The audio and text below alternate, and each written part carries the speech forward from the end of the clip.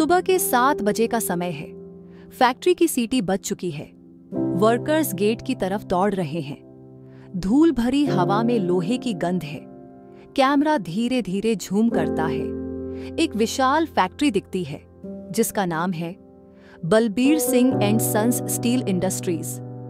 एक ठोस चेहरा दिखाई देता है, बलबीर सिंह, अनिल कपूर। धूप में खड़ा सख्त निगाहों से वर्कर्स को देख रहा है।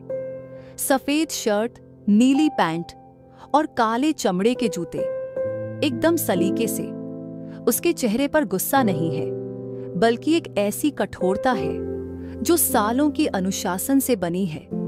घर का माहौल शांत है। एक छोटा बच्चा अपने स्कूल के बैग को कस के पकड़कर अपने पापा के पास भागता है। रणविजय, 8 साल का। पापा, पापा, आज मेरे स्कूल में फादर्स डे है, आप चलोगे ना? बलबीर सिंह बिना देखे अखबार पढ़ते हुए कहता है। बलबीर, फालतू की चीजों में समय बर्बाद मत कर। स्कूल पढ़ने के लिए है, नाटक करने के लिए नहीं। बच्चा वहीं थम जाता है। उसकी आंखों में एक छोटा सा सपना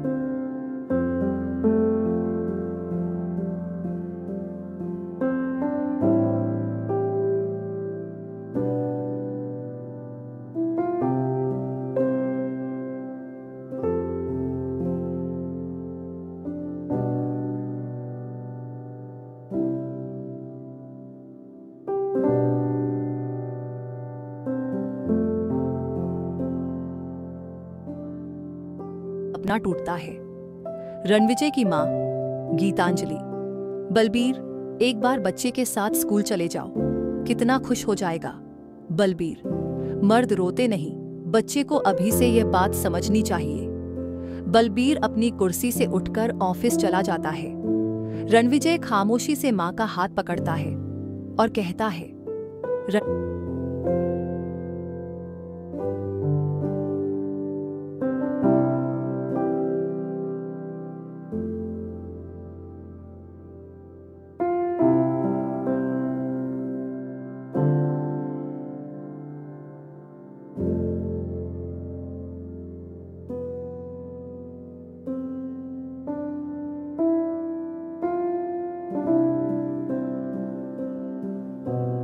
विजय, मुझे बड़ा होकर पापा जैसा नहीं बनना।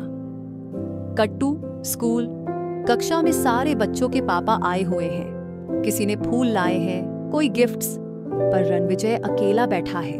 उसके चेहरे पर कोई शिकवा नहीं है, बस एक ठहराव है, एक आदत है। कक्षा की टीचर पूछती है, टीचर, रणविजय, तुम्हारे पापा नहीं आए? रणविजय धीरे से, वो बिजी हैं, बहुत काम है फैक्ट्री में। वर्षों बाद रणविजय अब जवान हो चुका है। रणबीर कपूर, एक हेडफोन पहने अपनी बाइक पर दौड़ते हुए, पृष्ठभूमि में संगीत बजता है, गिटार के तार और ड्रम्स की गूंज। रणविजय सिंह वर्मा, अब 25 साल का, लंबा, मजबूत और गहरे भावों वाला युवक है। वह अब तक पिता के साथ भावनात्मक रूप से जुड़ नहीं पाया है। वो अपने कॉलेज का टॉपर है, लेकिन उसके पास गर्व करने वाला कोई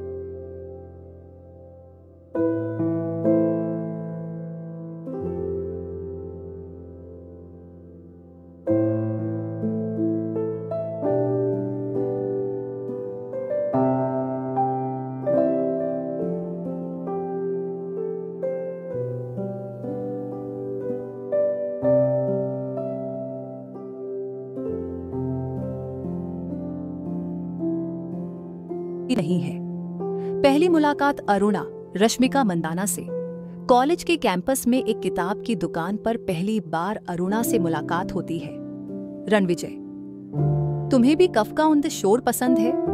अरुणा हंसते हुए, हाँ, पर शायद मैं ज्यादा समझ नहीं पाई। रणविजय, समझने की जरूरत नहीं है, बस महसूस करो। धीरे धीरे दोनों के बीच बातचीत बढ़ती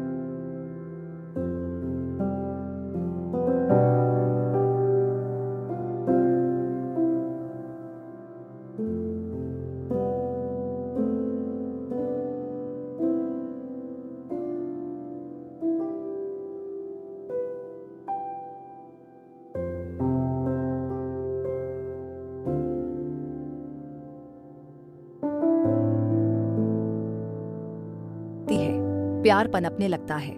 लेकिन अरुणा जल्द ही समझ जाती है कि रणविजय के भीतर कुछ अधूरा है। फ्लैशबैक, भावनात्मक असंतुलन। अरुणा एक दिन पूछती है, अरुणा, तुम्हें गुस्सा इतनी जल्दी क्यों आता है रणविजय? रणविजय, क्योंकि मैंने कभी किसी से प्यार ठीक से नहीं पाया। अरुणा, और तुमने कभी अपने पापा से बात की इस बारे में? रणविजय, उनसे बात करने के लिए पहले उनका दिल चाहिए, और वो चीज उन्होंने मुझे कभी दी ही नहीं। संगीत का सहारा, उसके भीतर का जानवर। रणविजय अपने कमरे में गिटार बजाता है, लेकिन उसमें राग नहीं है, बस एक तेज हिंसक धुन, जैसे कोई तूफान अंदर से निकलने को बेताब हो। उसकी माँ एक दिन उससे कहती है, माँ, बेटा, गुस्से से कुछ हासिल नहीं होता। अगर तू पापा को समझता है तो खुद बदल। रणविजय, मैं जानवर हूं माँ, एक जानवर जो पाला गया है बट नेवर लव्ड। अरुणा के पापा IAS अधिकारी रणविजय से मिलते हैं। वे सख्त हैं पर समझदार। अरुणा के पिता, तुम्हारे परिवार में कोई भावनात्मक स्थिरता नहीं है, एक दिन तुम मेरी बेटी को भी तकलीफ दोगे। रणविजय धीरे से, आपकी बेटी पहली है जिसने मुझे इंसान समझा है, मैं उसे कभी तकलीफ नहीं दूंगा। पर इस वादा के पीछे छिपा है एक अनकहा डर, पिता की तरह बनने का डर। बैकग्राउंड में हल्की गिटार धुन बज रही है, एक शांत लेकिन भावुक वातावरण। रणविजय और अरुणा की शादी की तैयारियां छोरों पर हैं। पूरे घर को रोशनी से सजाया गया है, लेकिन इस चकाचौंध के बीच एक चेहरा बिल्कुल शांत है, बलबीर सिंह का। वो चुपचाप अपने स्टडी रूम में बैठा, किताबों के ढेर के बीच कुछ पेपर्स पर हस्ताक्षर कर रहा है। गीतांजलि, माँ, बलबीर, आज तुम्हारे बेटे की शादी है, क्या तुम बाहर नहीं आओगे? बलबीर कठोर स्वर में, मुझे कोई तमाशा पसंद नहीं, शादी है, नाटक नहीं। रणविजय का इंतजार। रणविजय दूल्हे की शेरवानी में तैयार है, पर उसके चेहरे पर वो मुस्कान नहीं जो आम तौर पर एक दूल्हे के चेहरे पर होती है। रणविजय अपने आप से, शायद वो आ जाएं, शायद एक बार गले लगाएं, शायद कहें कि बेटा, मुझ पर गर्व है। लेकिन हर बार की तरह आज भी वो उम्मीद टूट जाती है। शादी की रस्में बिना पिता के आशीर्वाद के। बारात निकलती है, ढोल बजता है, रिश्तेदार नाचते हैं, लेकिन रणविजय की निगाहें हर बार दरवाजे की ओर जाती हैं, इंतजार करती है एक ऐसे पिता का जो शायद आए, लेकिन वो नहीं आता। अरुणा रणविजय से, पापा नहीं आए? रणविजय हंसते हुए मगर अंदर से टूटकर, वो व्यस्त हैं हमेशा की तरह। सुहागरात, भावनात्मक जुड़ाव। रणविजय और अरुणा अपने कमरे में बैठते हैं। कमरे में मंद रोशनी है। अरुणा उसकी आंखों में देखती है और कहती है, अरुणा, तुम्हारे अंदर कोई दर्द है जिसे तुम छिपा रहे हो, मुझे बताओ, क्या मैं तुम्हारे जख्मों पर मरहम नहीं रख सकती? रणविजय, मुझे नहीं पता कि कैसे किसी से जुड़ना है, मैंने कभी महसूस नहीं किया कि कोई मेरे लिए रुका हो। तुम पहली हो जिसने मुझे रोते हुए नहीं छोड़ा। दोनों एक दूसरे के करीब आते हैं, लेकिन यह सिर्फ शारीरिक नहीं, एक मानसिक और भावनात्मक मेल है। नया जीवन, पुरानी दरारें। रणविजय अब अपनी शादीशुदा जिंदगी में प्रवेश करता है। वह पूरी कोशिश करता है कि एक अच्छा पति बने, लेकिन पिता की कमी उसके व्यक्तित्व में गहराई से बैठी हुई है। गीतांजलि, बेटा, अब तू घर संभाल ले। बलबीर तो सिर्फ फैक्ट्री के बारे में सोचता है। रणविजय, मैं सब कुछ करूंगा माँ, पर पहले मैं खुद को समझना चाहता हूँ। फैक्ट्री में बदलाव की कोशिश। रणविजय फैक्ट्री में नई तकनीकों और आधुनिक प्रबंधन को लागू करना चाहता है। रणविजय, पापा, अगर हम डिजिटल ऑटोमेशन करें तो प्रोडक्शन 30% बढ़ सकता है। बलबीर उसी कठोरता से, तू अभी बच्चा है, मैंने खून पसीने से ये फैक्ट्री बनाई है, किताबों से नहीं। रणविजय गुस्से से, आपने खून पसीना दिया लेकिन दिल नहीं दिया किसी को। यह सुनते ही बलबीर उठकर चला जाता है। माँ चुपचाप सब देखती है। रणविजय एक दिन अकेला बैठा एक पुरानी रिकॉर्डिंग सुनता है, जिसमें उसके बचपन की आवाज है और पृष्ठभूमि में बलबीर की आवाज। रिकॉर्डिंग, मर्द को दर्द नहीं दिखाना चाहिए। वो रिकॉर्डिंग सुनते सुनते गुस्से से कांपने लगता है। वह दीवार पर घूंसा मारता है। और खून बहने लगता है। अरुणा भागकर आती है। रणविजय, क्या कर रहे हो? रणविजय हाथ दिखाते हुए, ये खून है ना, इसी से बना हूं मैं। बलबीर के पुराने दुश्मन अबरार हक और उसका भाई फैक्ट्री को टेक ओवर करने की योजना बना रहे हैं। उन्हें पता है कि बाप बेटे के बीच दरार है और वो इस कमजोरी को फायदा बना सकते हैं। अबरार, रणविजय को तोड़ दो, बलबीर अपने आप गिर जाएगा। रणविजय पर हमला। एक रात जब रणविजय अपनी बाइक से लौट रहा होता है, कुछ लोग उसे घेर लेते हैं। लोहे की रॉड से हमला होता है, लेकिन रणविजय चुपचाप उठता है, गिटार का बैग नीचे रखता है और उसी से हमला कर देता है। खून खराबा शुरू होता है। रणविजय गुस्से में, मैंने कहा था मैं जानवर हूं। और बलबीर की प्रतिक्रिया। अस्पताल में रणविजय को टांके लग रहे हैं। डॉक्टर कहता है, सच में ये बच गया, वरना जान भी जा सकती थी। बलबीर आता है, लेकिन न कोई चिंता, न कोई सहानुभूति। बलबीर, बेवकूफ हो गया है, दिमाग खो दिया है तूने। रणविजय, पापा कभी तो पूछते बेटा ठीक है या नहीं, कभी तो इंसान समझते मुझे। बलबीर, मैं तुझे मजबूत बना रहा था, तूने इसे नफरत समझा। रणविजय खामोश हो जाता है, उसकी आंखें भर आती हैं। रणविजय घर लौटता है, पूरे शरीर पर पट्टियां बंधी हैं, चेहरे पर गहरी चोटें हैं, लेकिन आंखों में डर नहीं, एक शांत आग जल रही है। गीतांजलि, माँ, बेटा तू आराम कर, मैं सब संभाल लूंगी। रणविजय, अब मैं खुद को संभालना सीख गया हूं माँ, अब कोई नहीं रोएगा, न तुम न मैं। रणविजय अपने आप को शारीरिक और मानसिक रूप से मजबूत बनाने की ठान लेता है। सुबह सुबह वो जंगल में दौड़ता है, भारी वजन उठाता है, खुद को लड़ाई के लिए तैयार करता है। एक पुराना दोस्त शेखर उससे मिलने आता है। शेखर, भाई ये सब क्यों कर रहा है तू? रणविजय गंभीर स्वर में, क्योंकि मुझे अब किसी और को खोना नहीं है, जिनसे लड़ना है वो सिर्फ दुश्मन नहीं, शिकार हैं। अबरार और उसके भाई अलीम और हकीम एक नए षड्यंत्र की योजना बनाते हैं। उनका टारगेट है बलबीर की फैक्ट्री पर कब्जा। अबरार, रणविजय का दिमाग तो अब बर्बादी की ओर है, बस एक वार और खेल खत्म। रणविजय का पहला हमला। रणविजय अपने सूत्रों से अबरार के एक छोटे गोदाम की खबर निकालता है, जहां अवैध हथियार जमा है। वह रात को अकेले वहां पहुंचता है, बिना किसी को बताए। गहरे अंधेरे में वो गिटार केस खोलता है, अंदर से निकलती है एक कस्टम डिजाइन मशीन गन। भीतर घुसते ही वो 3 गुंडों को चुपचाप मार देता है, लेकिन तभी हकीम वहां पहुंच जाता है। हकीम चौंक कर, तू अकेले आया है? रणविजय धीमे स्वर में, हाँ, क्योंकि शिकार भी अकेला करता हूं। गंभीर लड़ाई होती है, रणविजय घायल होता है, लेकिन हकीम को मार गिराता है। पुलिस और मीडिया में हड़कंप। अगले दिन अखबार की headline, factory war, Balbir Singh का बेटा बना एनिमल। बलबीर अखबार पढ़ता है, फिर स्टडी रूम में बैठ जाता है। गीतांजलि उसके पास आती है। गीतांजलि, तुम्हारा बेटा है और ये सब तुम्हारी वजह से हो रहा है। बलबीर कड़वाहट से, उसने खुद को शेर समझ लिया है। जब शेर घायल होता है तब भी उसे जंगल का राजा नहीं कहा जाता। रणविजय और अरुणा के बीच टकराव। रणविजय घर आता है खून से लथपथ, लेकिन चेहरे पर कोई दर्द नहीं। अरुणा गुस्से में, क्या यही इंसानियत है? क्या अब हम सिर्फ खून के रिश्ते निभाएंगे? रणविजय, मैं वही कर रहा हूं जो मेरे पिता ने मुझे सिखाया, दर्द मत दिखाओ, बस जवाब दो। अरुणा, फर्क है रणविजय, जानवर और इंसान में, तुम वो भूलते जा रहे हो। रणविजय अपनी बचपन की एक पुरानी डायरी खोलता है। आज पापा ने फिर मुझे गिटार तोड़ने के लिए डांटा।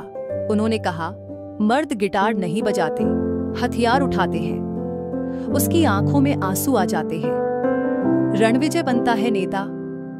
अब रणविजय अकेला नहीं, फैक्ट्री के युवा वर्कर, पुराने दोस्त और कुछ ईमानदार लोग उसके साथ आ जाते हैं। रणविजय सभा में, अगर हम चुप रहेंगे तो ये दरिंदे हमें निगल जाएंगे।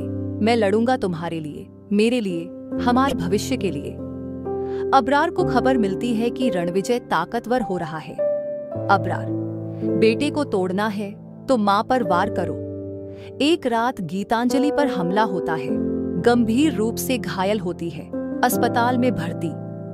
रणविजय दौड़कर आता है, मां को खून में लथपथ देखकर वो चिल्लाता है। रणविजय, आंखों में आंसू, मां, मेरी वजह से तुम। रणविजय गुस्से में पागल हो चुका है, घर आता है, स्टडी में बलबीर से भिड़ता है। रणविजय, आपने कभी मेरी रक्षा नहीं की, अब जब मैं खुद लड़ रहा हूं तो आप चुप क्यों हैं? बलबीर धीरे से, मैंने तुम्हें लड़ना सिखाया था, पर अपने लोगों के लिए नहीं। रणविजय, तो फिर माफ कीजिए, मैं अब आपका बेटा नहीं, एक जानवर हूं, और जानवर अपने झुंड की रक्षा करता है। रात के सन्नाटे में रणविजय मां के अस्पताल के बाहर बैठा होता है। उसके हाथ में वही चाकू है जिस पर पापा उकेरा है। रणविजय, स्वगत, जिसने मेरी मां को दर्द दिया वो अब जिंदा नहीं बचेगा। अब यह सिर्फ लड़ाई नहीं, युद्ध है। वह उठता है, गाड़ी में बैठता है और शहर के बाहर स्थित उस पुरानी फैक्ट्री की ओर निकल पड़ता है जहां अबरार के आदमियों की गतिविधि बढ़ी है। दूसरी तरफ बलबीर सिंह भी चुप नहीं बैठा है। वह अब अपने पुराने राजनीतिक और व्यापारिक संपर्कों को एक्टिव करता है। बलबीर अपने वकील से, रणविजय से जो नहीं हो पाया वो मुझे करना होगा, यह लड़ाई अब खानदानी है। वकील, लेकिन सर, रणविजय एक एक करके उन्हें खत्म कर रहा है। बलबीर, वो मेरा बेटा है, लेकिन जब जंग पागलपन में बदल जाए तो बाप को भी तलवार उठानी पड़ती है। रणविजय अब सीधे अलीम को निशाना बनाता है, जो अबरार का दूसरा भाई है और बहुत चालाक है। रणविजय को खबर मिलती है कि अलीम एक ड्रग्स की डील कर रहा है दिल्ली के बाहरी इलाके में। रणविजय वहां पहुंचता है, एक काली हुडी पहने, चेहरा आधा ढका हुआ। अलीम के पास 6 बॉडीगार्ड हैं, लेकिन रणविजय उस इलाके की लाइटें बंद करवाकर एक एक कर सबको खत्म करता है। अलीम डर से चिल्लाते हुए, तू इंसान नहीं है, तू पागल हो गया है। रणविजय गुस्से से, पागल नहीं, जानवर हूं और तू शिकार। रणविजय अलीम को मारता नहीं बल्कि जिंदा छोड़ता है ताकि अबरार तक उसका संदेश पहुंचे। रणविजय का परिवार भी अब असुरक्षित है। अरुणा अपने बच्चों को लेकर मायके चली जाती है। अरुणा आखिरी बार बात करते हुए, मैं तुमसे प्यार करती हूं रणविजय, लेकिन मैं अपने बच्चों को जानवर नहीं बनाना चाहती। रणविजय, मैं लड़ रहा हूं ताकि उन्हें जानवर न बनना पड़े। अरुणा, तो लड़ो, लेकिन खुद को मत खो। रणविजय एक पुराना स्टोरेज रूम खोलता है जहां उसके बचपन के खिलौने, स्कूल यूनिफॉर्म और एक गिटार रखा होता है। वो उस गिटार को उठाता है, झाड़ पोंछकर एक तार छेड़ता है, लेकिन ट्यून बिगड़ चुकी होती है। गिटार के अंदर एक नोट मिलता है, पापा का लिखा हुआ। अगर मैं तुझसे दूर लगूं तो समझ ले बेटा, मैं तुझ में खुद को देखता हूं और डरता हूं। रणविजय की आंखें नम हो जाती हैं। वो उस नोट को अपनी जेब में रख लेता है। अबरार अब पूरी ताकत के साथ सामने आता है। अबरार अपने गुर्गों से, वो हमारे एक एक भाई को मार रहा है, लेकिन अब खेल खत्म, अगला वार उसके दिल पर होगा। अबरार के आदमी गीतांजलि के अस्पताल में बम लगाने की कोशिश करते हैं, लेकिन समय रहते रणविजय वहां पहुंच जाता है और उन्हें मार देता है। रणविजय, अबरार, ये तुम्हारी आखिरी गलती थी, अब तुम कहीं छुप नहीं सकते। रणविजय की मां होश में आती है और एक बहुत बड़ा राज बताती है। गीतांजलि, तेरे पापा ने कभी तुझसे दूर रहने का कारण नहीं बताया, क्योंकि वो खुद भी किसी से डरते थे, अबरार से नहीं, अपने ही अतीत से। रणविजय, क्या मतलब मां? गीतांजलि, अबरार और तेरे पापा एक ही खून है, सौतेले भाई। रणविजय स्तब्ध रह जाता है, यह जानकर कि दुश्मन उसका खून है। उसकी जिंदगी उलट पलट जाती है। रणविजय अकेले बैठकर सोचता है, उसका पूरा बदला अब सवालों से घिर गया है। रणविजय, स्वगत, क्या मैं सही कर रहा हूं? क्या अपने ही खून से लड़ना वाजिब है? लेकिन अगली ही पल वो खुद से कहता है, अगर खून गलत है तो रिश्ता नहीं, इंसाफ जरूरी है। रणविजय और उसके पिता आमने सामने बैठते हैं। पहली बार दोनों के बीच एक खुली बातचीत होती है। रणविजय, आपने मुझसे ये क्यों छुपाया कि अब्रार आपका सौतेला भाई है? बलबीर, क्योंकि मुझे डर था तुम वही करोगे जो अब कर रहे हो, लेकिन मुझे गर्व है तुम अपने लोगों के लिए लड़ रहे हो। रणविजय, आंखों में आंसू, आप मुझसे प्यार करते थे? बलबीर धीरे से, हमारा प्यार अलग था। मैं चाहता था तुम मुझसे बेहतर बनो, लेकिन बना मेरा अक्स। दोनों चुप हो जाते हैं। अब रणविजय एक नई योजना बनाता है। वो बलबीर के पुराने दस्तावेजों को खंगाल कर अब्रार की लोकेशन ढूंढता है। अब्रार हिमालय की तलहटी में छिपा है, एक बंकर में। रणविजय अपनी टीम तैयार करता है, लेकिन इस बार वह अकेले नहीं जाता। बलबीर उसके साथ जाने की जिद करता है। बलबीर, ये जंग सिर्फ तेरी नहीं बेटा, ये मेरे पुराने पापों की कीमत है। रणविजय और बलबीर हिमालय के ऊंचे पहाड़ों की ओर जाते हैं। ठंडी हवाओं के बीच दोनों के चेहरे पर तनाव साफ झलकता है। रणविजय, पापा, अब कोई और झूठ नहीं, अब सब सच सामने आएगा। बलबीर, तुम्हें वो सच सुनना होगा जो तुम्हें तोड़ भी सकता है और जोड़ भी। हिमालय की एक गुफा में अब्रार अपने कुछ सबसे भरोसेमंद गुर्गों के साथ बैठा है। उसकी आंखों में आग है और दिमाग युद्ध की चालें सोच रहा है। अब्रार गुस्से में, रणविजय और बलबीर ने मिलकर मुझे खत्म करने की तैयारी कर ली है, लेकिन मैं भी जानवरों से कम नहीं। रणविजय और बलबीर गुफा के आसपास छिप जाते हैं। रणविजय चुपके से अपने हथियार तैयार करता है और धीरे धीरे गुफा के अंदर घुसता है। रणविजय मन में, यहां कोई भी नहीं बचेगा जिसने मेरी मां और परिवार को दर्द दिया। रणविजय और अब्रार आमने सामने आते हैं। दोनों के बीच जमीन और आसमान का फर्क सा नजर आता है। अब्रार हंसते हुए, तो ये मेरा भतीजा है जिसने मेरी ताकत को चुनौती दी। रणविजय गुस्से में, तुमने हमारी दुनिया में आग लगाई है, अब तुम्हारी बारी है बुझने की। बलबीर गुफा के बाहर अपने पुराने संपर्कों को कॉल करता है। वह एक रहस्यमय आदमी से बात करता है जो उसके पुराने दुश्मन से जुड़ा है। बलबीर, अभी वक्त है उसे खत्म करने का, रणविजय के साथ मिलकर, नहीं तो मेरे तरीके से। दोनों एक दूसरे पर टूट पड़ते हैं। क्वानों, चाकुओं और गुस्से की टक्कर होती है। रणविजय के अंदर छुपा जानवर निकल आता है। रणविजय चिल्लाते हुए, मैं जानवर हूं और ये मेरी जंग है। अब्रार, आखिरी बार, तुम कभी मेरे स्तर पर नहीं पहुंच सकते। गुफा के बाहर जब कुछ गुर्गे रणविजय की मदद करने आते हैं तो बलबीर उन्हें रोकने के लिए खुद अपनी जान दे देता है। बलबीर रणविजय को कहते हुए, अब बेटा, ये लड़ाई तुम्हारी है, मैं पीछे हूं। रणविजय, पापा नहीं। रणविजय अकेले अब्रार से भिड़ता है। दोनों के बीच खून और पसीने की लड़ाई होती है। रणविजय के मन में मां की यादें, परिवार की बातें और अपने पिता की ताकत सब एक साथ आ जाती हैं। रणविजय आखिरकार अब्रार को हरा देता है, परंतु लड़ाई के बीच उसका मन भी पागलपन की तरफ बढ़ रहा होता है। रणविजय, स्वगत। क्या मैं उस जानवर से अलग रह पाऊंगा जो मुझ में जाग गया है? रणविजय अस्पताल लौटता है, जहां मां अभी भी कमजोर हालत में है। वह उससे वादा करता है कि अब उसकी जिंदगी में सिर्फ परिवार और इंसानियत होगी। रणविजय अस्पताल के कमरे में बैठा है। उसकी मां अभी भी कमजोर हालत में है, लेकिन उसकी आंखों में उसके बेटे की सुरक्षा का सुकून साफ दिखता है। गीतांजलि, रणविजय, लड़ाई खत्म नहीं हुई, लेकिन अब तुम्हें खुद से लड़ना होगा, इंसानियत के लिए, अपने अंदर के जानवर से। रणविजय अकेले जंगल में जाता है। वहां वह अपने अंदर चल रहे द्वंद्व को महसूस करता है। एक तरफ उसकी हिंसक प्रवृत्ति, दूसरी तरफ उसकी मानवता। रणविजय, स्वगत। क्या मैं पागलपन को काबू कर सकता हूं? क्या इंसान और जानवर एक साथ रह सकते हैं? रणविजय अरुणा से मिलता है, जो उसके बदलते व्यवहार से परेशान है।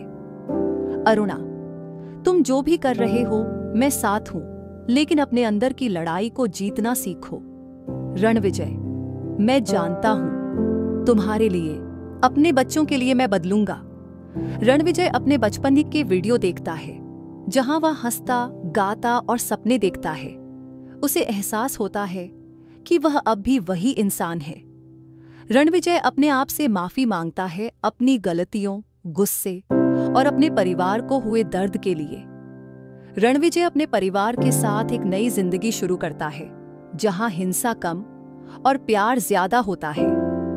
रणविजय की आखिरी नजर अपने बच्चों की ओर होती है और वह सोचता है कि वह क्या छोड़कर जाएगा, जानवर की लड़ाई या इंसानियत का संदेश। रणविजय अपने परिवार के साथ ज्यादा समय बिताने लगता है, बच्चों के साथ खेलता है, अरुणा के साथ नई उम्मीदें बनाता है। अरुणा, तुम्हारे अंदर जो बदलाव है वो हमें फिर से जोड़ रहा है, लेकिन रणविजय के पुराने दुश्मन अभी भी उसके पीछे हैं। वे उसकी कमजोरियों का फायदा उठाने की कोशिश करते हैं। रणविजय अपने पुराने दोस्त विक्रम से संपर्क करता है, जो उसकी सबसे बड़ी ताकत बनता है। विक्रम, तुम अकेले नहीं हो भाई, हम साथ हैं।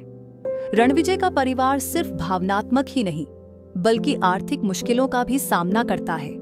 कुछ व्यापारिक सौदे गलत हो जाते हैं। रणविजय के अंदर फिर से गुस्सा आता है जब वह अपने परिवार की सुरक्षा को खतरे में पाता है, पर अब वह ज्यादा सोच समझकर प्रतिक्रिया देता है।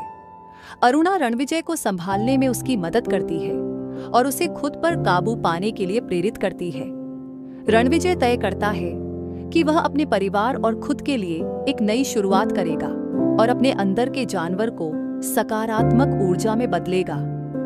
रणविजय अब अपने गुस्से को काबू करने की कोशिश करता है, लेकिन पुरानी आदतें और यादें उसे परेशान करती हैं। अरुणा और बच्चे उसकी सबसे बड़ी ताकत बनते हैं। उनके प्यार और समझ से रणविजय को मजबूती मिलती है। रणविजय के खिलाफ नए षड्यंत्र रचे जाते हैं, जिससे उसकी प्रतिष्ठा और परिवार दोनों खतरे में पड़ते हैं। विक्रम और रणविजय एक साथ मिलकर साजिशों का सामना करते हैं, लेकिन कई बार दोस्ती में भी दरार आ जाती है। जब परिवार को खतरा महसूस होता है, रणविजय के अंदर का जानवर फिर उभर आता है, जो कभी शांत नहीं रहता। रणविजय खुद को शांत करने और अपने अंदर के जानवर को नियंत्रित करने के लिए नई तकनीकें अपनाता है। रणविजय जानता है कि अंतिम लड़ाई अब भी बाकी है और उसे पूरी ताकत से लड़ना होगा। रणविजय के दुश्मन अपनी पूरी ताकत झोंक देते हैं। वे उसके परिवार और कारोबार दोनों को खत्म करने की साजिश रचते हैं। रणविजय का परिवार अचानक खतरे में आ जाता है। अरुणा और बच्चे की सुरक्षा के लिए रणविजय को जल्द निर्णय लेना पड़ता है। रणविजय के भीतर पुरानी यादें ताजा हो जाती हैं। उसका गुस्सा चरम पर पहुंचता है, लेकिन अब वह सोच समझकर लड़ता है। विक्रम अपनी जान की बाजी लगाकर रणविजय की मदद करता है। उनकी दोस्ती की परीक्षा होती है। रणविजय के अंदर का जानवर पूरी ताकत से जाग जाता है। लड़ाई हिंसक और उग्र हो जाती है। रणविजय अपने दुश्मनों से आमना सामना करता है। लड़ाई में कई बार उसकी जिंदगी खतरे में पड़ती है। अंत में रणविजय जीतता है, पर उसकी जीत अकेली नहीं होती। वह अपने अंदर की लड़ाई भी जीत चुका होता है। रणविजय ने जो लड़ाई लड़ी, उसके बाद उसे मन की शांति मिलती है। वह परिवार के साथ खुशहाल समय बिताने की कोशिश करता है। हालांकि रणविजय की जीत हुई है, लेकिन पुरानी चोटें अभी भी उसकी यादों में ताजा है। उसे अपने अतीत को पूरी तरह से स्वीकार करना होता है। अरुणा रणविजय का सबसे बड़ा सहारा बनती है। वह उसे भावनात्मक रूप से मजबूत करती है और जीवन में आगे बढ़ने की प्रेरणा देती है। रणविजय अब पूरी तरह से परिवार के लिए समर्पित हो जाता है। वह बच्चों के भविष्य को बेहतर बनाने के लिए मेहनत करता है। रणविजय अपने अंदर के जानवर और इंसान के बीच संतुलन बनाने की कोशिश करता है। वह अब अपनी ऊर्जा को सकारात्मक दिशा में लगाता है। रणविजय अपने जीवन में नई राह चुनता है, जहां हिंसा की जगह प्यार और समझदारी होती है। फिल्म का अंत रणविजय के परिवार के साथ खुशी और आशा से होता है, जो बताता है कि जिंदगी में बदलाव संभव है। रणविजय अब एक बदला हुआ इंसान है। वह हर सुबह बच्चों के साथ खेलता है, अरुणा के साथ समय बिताता है और परिवार को महत्व देता है। अरुणा, पहली बार लग रहा है जैसे हम एक पूरे परिवार हैं। रणविजय मुस्कुराकर, अब ये हमेशा रहेगा, वादा करता हूं। रणविजय की कहानी अब सार्वजनिक हो चुकी है। लोग उसकी बहादुरी की दास्तान गाते हैं, लेकिन साथ ही अतीत के हिंसक किस्से भी सामने आते हैं। मीडिया का ध्यान उसके परिवार को असहज कर देता है। रिपोर्टर: रणविजय, क्या आपको पछतावा है कि आपने इतने लोगों की जान ली? रणविजय: हर जान की कीमत होती है और मैंने बहुत सी कीमतें चुकाई हैं। रणविजय के पुराने दुश्मनों में से एक, जिसे वह मरा समझ बैठा था, रौफ भाई, जिंदा है और जेल से बाहर निकल आया है। वह अब सिर्फ बदला लेना चाहता है। रौफ गुस्से में: रणविजय, तूने मेरी दुनिया जला दी थी, अब मैं तेरी दुनिया को राख बना दूंगा। रणविजय को जैसे ही रौफ की वापसी का पता चलता है, वह अपने परिवार की सुरक्षा को लेकर सतर्क हो जाता है। हर कोने में सीईटी, बॉडीगार्ड और हथियार बंद सतर्कता लगाई जाती है। अरुणा: फिर से वही डर? हमने तो नई शुरुआत की थी। रणविजय: डर के बिना सुरक्षा नहीं होती अरुणा, अब मैं किसी को भी तुम्हें छूने नहीं दूंगा। रणविजय दौराहे पर खड़ा है। एक रास्ता परिवार के साथ सुकून का है और दूसरा रौफ से अंतिम टकराव का। उसका दिल कहता है वो हिंसा छोड़ दे, लेकिन आत्मा कहती है कि रौफ को खत्म किए बिना शांति नहीं मिलेगी। वह अपने पिता की एक पुरानी चिट्ठी पढ़ता है। बेटा, सबसे बड़ा योद्धा वही होता है जो अपनी आत्मा की लड़ाई जीत जाए। रौफ रणविजय के फार्म हाउस पर हमला करता है जब सभी सो रहे होते हैं, लेकिन रणविजय तैयार है। वह अपने परिवार को एक सुरक्षित जगह भेज देता है और खुद अकेले रौफ से निपटने निकलता है। एक बार फिर रणविजय का जानवर रूप बाहर आता है, लेकिन इस बार वो पूरी तरह नियंत्रित है। वह रौफ के आदमियों को एक एक कर निष्क्रिय करता है और अंत में रौफ को पकड़ता है। रौफ हांफते हुए: मार डाल मुझे, तू वही है ना, वो जानवर? रणविजय: अब नहीं, अब मैं इंसान हूं और इंसान कभी कभी माफ भी करता है, लेकिन आज नहीं। रणविजय रौफ को पुलिस के हवाले कर देता है, अपने हाथों को खून से बचाते हुए। रौफ की गिरफ्तारी के बाद रणविजय के पुराने अपराधों को लेकर पुलिस और कोर्ट की नजरें फिर से उस पर टिक जाती हैं। देश भर में बहस छिड़ जाती है, एक मसीहा या अपराधी? पब्लिक प्रोसिक्यूटर: रणविजय बलबीर सिंह, आपने कानून हाथ में लिया, भले ही अच्छे मकसद से, लेकिन यह एक मिसाल बन सकती है कि हिंसा जायज है। रणविजय: मैंने वो किया जो मुझे सही लगा, लेकिन अगर मेरा तरीका गलत था तो सजा मुझे मंजूर है। अरुणा रणविजय की चिंता में दिन रात एक कर देती है। उनके बीच भावनात्मक पल आते हैं। अरुणा आंखों में आंसू लिए: अगर तुमने मुझे खो दिया तो मैं जी पाऊंगी, लेकिन बच्चों को उनके पिता की जरूरत है। रणविजय: मैं हर दिन तुम्हारे लिए लड़ूंगा, कानून से भी और किस्मत से भी।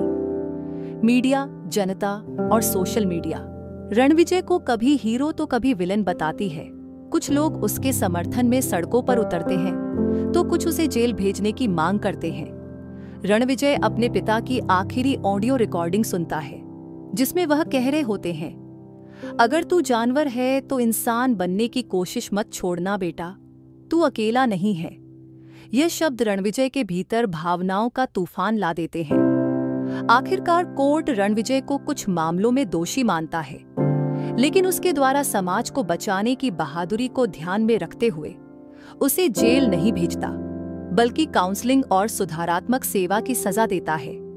जज: रणविजय सिंह, कानून आपको जेल भेज सकता है, पर इस देश को आप जैसे इंसान की जरूरत है, एक बदला हुआ, सोचता हुआ और शांत रणविजय। रणविजय अब सामाजिक सेवा में जुट जाता है, बच्चों को आत्मरक्षा सिखाता है, अपराध से दूर रहने की प्रेरणा देता है। उसका बदला रूप समाज के लिए मिसाल बन जाता है।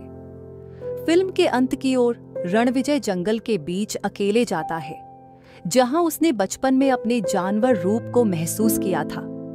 वह खुद से एक आखिरी बात करता है। रणविजय आंखें बंद करके: अब तू आजाद है, जा, अब मैं तुझसे नहीं डरता। एक हल्की हवा चलती है, पत्ते सरसराते हैं। और एक जंगली भालू की कल्पना उसकी आंखों से गुजरती है। लेकिन अब डर नहीं, शांति होती है। रणविजय अब एक बदले हुए रूप में समाज सेवा कर रहा है।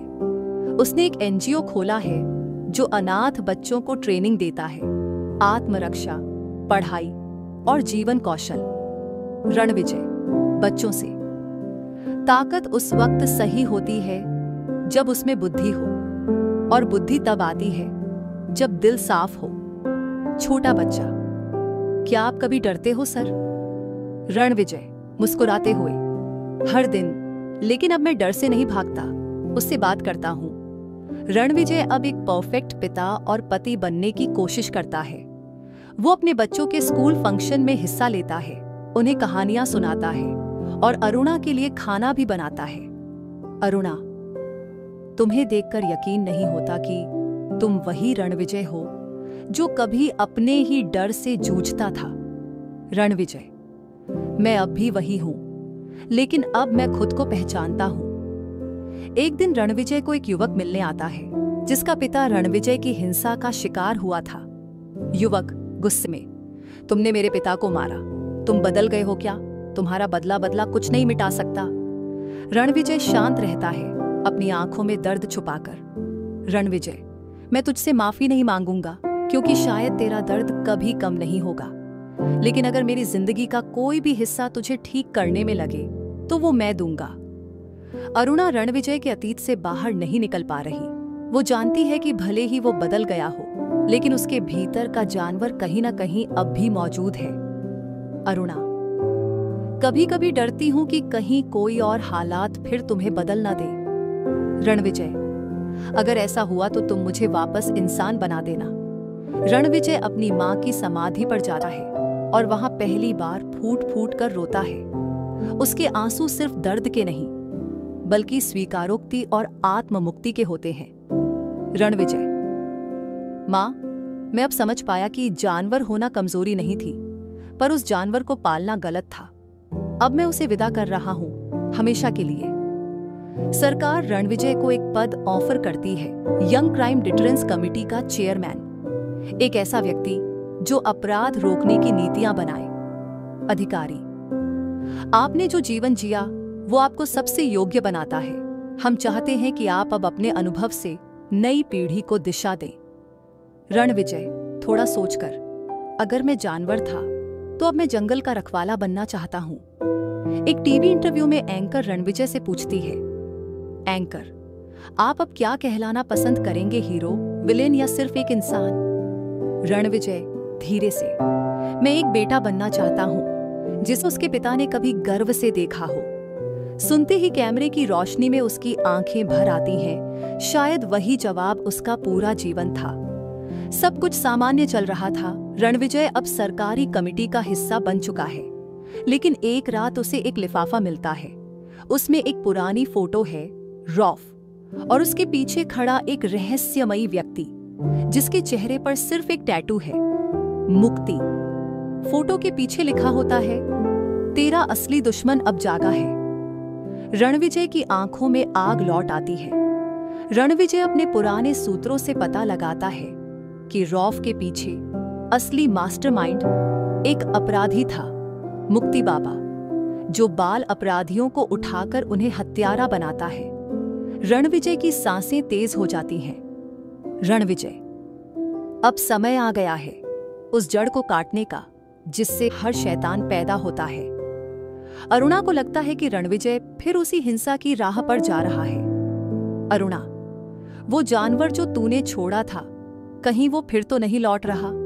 रणविजय, अगर वो लौट भी रहा है तो इस बार उसकी गर्दन पर मेरी लगाम होगी। रणविजय एक गांव में पहुंचता है जहां बच्चों को बंदी बनाकर मानसिक रूप से प्रशिक्षित किया जा रहा है, उन्हें अपराध सिखाया जा रहा है। वह पहली बार मुक्ति बाबा से मिलता है, एक बूढ़ा आदमी, सफेद दाढ़ी, लेकिन उसकी आंखें आग जैसी। मुक्ति बाबा, मैं बच्चों को आजाद करता हूं समाज के झूठ से, कानून की बेड़ियों से। मैं उन्हें जानवर नहीं बनाता, मैं उन्हें असली बनाता हूं। रणविजय, फर्क है, तू उन्हें इंसान से हैवान बनाता है और मैं उस हैवानियत को खत्म करने आया हूं। रणविजय सरकारी पावर का सही इस्तेमाल करता है। छापा मारने के बजाय वह अंदर से मुक्ति बाबा की गैंग में घुस जाता है, एक जासूस बनकर। वह बच्चों से दोस्ती करता है, उन्हें उनकी मासूमियत याद दिलाता है। रणविजय एक बच्चे से, क्या तुम्हें याद है तुम्हारा असली नाम क्या था? बच्चा धीरे से, मुझे कोई नाम नहीं देता था, लेकिन तुम मुझे बेटा बोलते हो, अच्छा लगता है। रणविजय को पता चलता है कि मुक्ति बाबा एक राष्ट्रीय स्तर पर दंगे की योजना बना रहा है बच्चों की आड़ में। वो सरकार को सूचित करता है, लेकिन मुक्ति बाबा को खबर लग जाती है। मुक्ति बाबा, रणविजय सिंह, तू भी उसी समाज की औलाद है जिसने मुझे हैवान बनाया था। अब देख, मैं उस समाज को जला दूंगा। रणविजय अपने परिवार की सुरक्षा के लिए अरुणा और बच्चों को छुपा देता है। फिर वह अकेले ही उस अड्डे पर जाता है जहां दंगे की योजना बन रही होती है। एक शिष्य, वो अकेला आया है बाबा। मुक्ति बाबा, अकेला नहीं, वो अपना जानवर भी साथ लाया है। रणविजय एक एक कर सारे बच्चों को बेहोश कर देता है, बिना उन्हें नुकसान पहुंचाए। फिर आमना सामना होता है मुक्ति बाबा से। भयानक लड़ाई होती है। दोनों बूढ़े नहीं हैं, लेकिन दोनों थके हुए हैं। एक का हक पर विश्वास है, दूसरे का हिंसा पर। रणविजय, मैं तुझे नहीं मारूंगा, क्योंकि तेरी मौत तुझे मुक्ति दे देगी। मैं तुझे जिंदा रखूंगा ताकि तू हर रोज खुद से नजरें चुराता रहे। मुक्ति बाबा गुस्से से चिल्लाता है, लेकिन अंत में रणविजय उसे गिरफ्तार करवाता है। रणविजय अब फिर से अपने बच्चों के साथ है। वो उन्हें एक कहानी सुनाता है, एक ऐसे जानवर की कहानी जिसने इंसान बनना सीख लिया। रणविजय बच्चों से, जानवर के भीतर भी दिल होता है, फर्क सिर्फ इतना है कि कोई उसे समझे तो सही। बच्चे उसकी गोद में सो जाते हैं। अरुणा मुस्कुराती है। मुक्ति बाबा की गिरफ्तारी ने मीडिया में सनसनी मचा दी है। पुलिस स्टेशन के बाहर कैमरों की कतार है, चैनलों पर ब्रेकिंग न्यूज चल रही है। देश भर में बच्चों की तस्करी रुकवाने वाला रणविजय सिंह बना हीरो। रणविजय कुछ भी कहने से मना करता है। रणविजय, मैं हीरो नहीं हूं, मैंने सिर्फ अपना कर्तव्य निभाया है। रणविजय अरुणा और बच्चों के पास लौटता है। आरती और चिराग दौड़कर उसके गले लगते हैं। अरुणा आंखों में आंसू लिए, अब लौट आओ रण, अब हमेशा के लिए। रणविजय, हाँ, अब कहीं नहीं जाऊंगा। फिर वह बच्चों को लेकर मंदिर जाता है। रणविजय शिवलिंग पर जल चढ़ाते हुए कहता है, रणविजय, हे महादेव, तूने मुझसे मेरी परछाइयां मिलवाई और अब मैं तुझसे इंसान बनने का वरदान मांगता हूं। वह हाथ जोड़कर बच्चों के माथे पर चंदन लगाता है। रणविजय अपने पिता बलबीर सिंह के ऑफिस जाता है। अब वहां वो पुराना कठोर माहौल नहीं है। दीवारों पर बच्चों के स्केच टंगे हैं। बलबीर सिंह खुश होकर, इस बार तूने कुछ ऐसा किया जिसे मैं भी सलाम करता हूं। रणविजय, अब कंपनी की हर कमाई का हिस्सा उन बच्चों पर खर्च होगा जो खो चुके हैं, जैसे मैं खो गया था। रणविजय एक टेड टॉक जैसा मंच स्वीकार करता है, जहां वह पहली बार खुलकर बोलता है। रणविजय, हम सभी के अंदर एक जानवर है, लेकिन वह जानवर हिंसक नहीं होता। वह सिर्फ अपनों की रक्षा करना चाहता है। समाज जब उसे नकारता है, तभी वह हैवान बनता है। सारा हाल तालियों से गूंज उठता है। एक छोटी सी पूजा में रणविजय और अरुणा फिर से 7 वचन लेते हैं बच्चों की मौजूदगी में। अरुणा मुस्कुराकर, अब ये विवाह स्थायी है, क्योंकि अब तू सिर्फ मेरा नहीं, बच्चों का भी सहारा है। रणविजय मजाक में, और अब मैं वो जानवर नहीं जो कभी घर छोड़ गया था। अब मैं वो इंसान हूं जो घर लौटा है, हमेशा के लिए। बारिश हो रही है। रणविजय अपने फार्म हाउस के पोर्च में बैठा है, हाथ में कॉफी का मग और गोद में आरती सोई है। अरुणा, कभी कभी सोचती हूं, अगर वो पुराना जानवर फिर से लौट आया तो? रणविजय, तो मैं उसे गले लगाकर कहूंगा, अब तुझे चैन मिल गया। कैमरा ऊपर उठता है आसमान में, इंद्रधनुष चमकता है।